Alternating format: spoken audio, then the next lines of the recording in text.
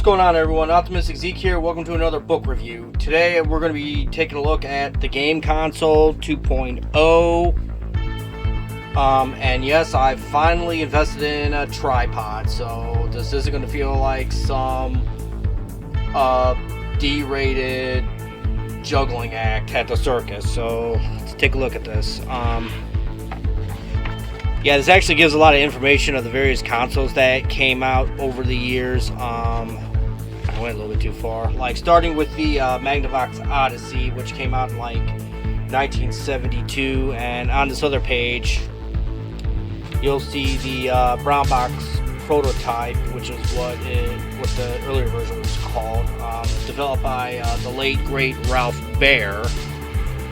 Talk about him another time, but let's just say if it wasn't for him, and life would be pretty boring right now. But yeah, I wanted to start off with the Atari 2600 because that was like the first game console that I kind of discovered when I discovered video games just all together. A friend of my mom's had one when I was very young, and I used to watch my brother play that all the time. Here are like some of the different variants, like the Light Sixer, the Sears Telegames version, Four Switcher, and so on and so on.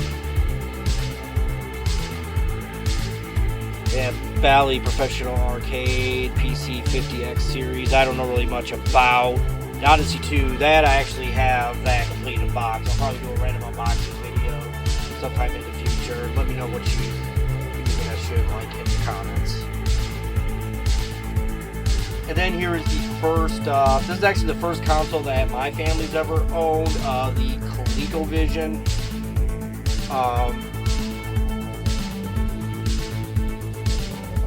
Yeah, they originally bought it for Christmas, like from my brother, like back in the early 80s. Like a year later, they bought the expansion module to play the Atari game. Speaking of which, here it is right now, actually, which I did a past unboxing video of a few years ago. Feel free to check that out. And then here's some information on my favorite console of all time, the Nintendo Entertainment System, or NES.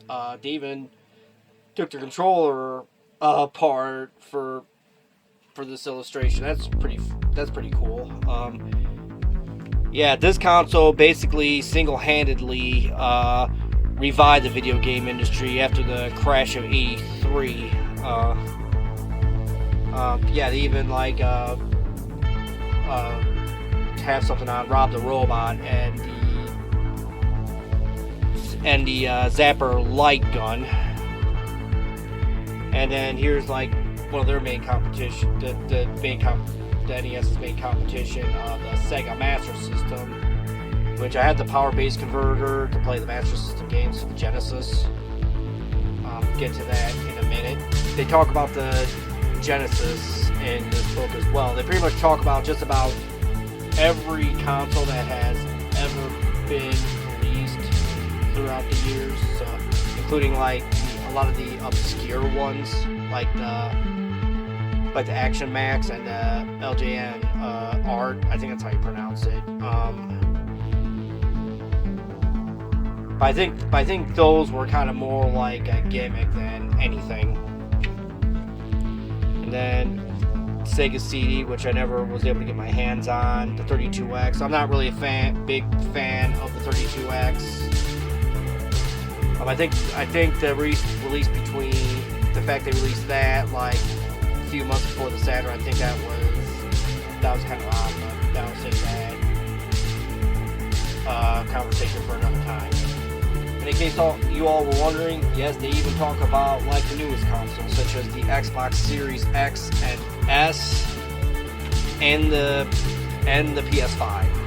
So just about any information about any console is definitely in this book. So yeah, this is definitely a good read. I recommend it. So yeah, that's gonna do it here for this book review. Like I said, this is definitely a good piece to have. I like to give a shout out to my brother, my sister-in-law, my nephew for getting me this. This was actually a Christmas present from them. So guys, if you're watching this, thank you. But yeah, that's going to do it here for this book review video. I'd like to thank everybody for watching, and until next time, we will see you later.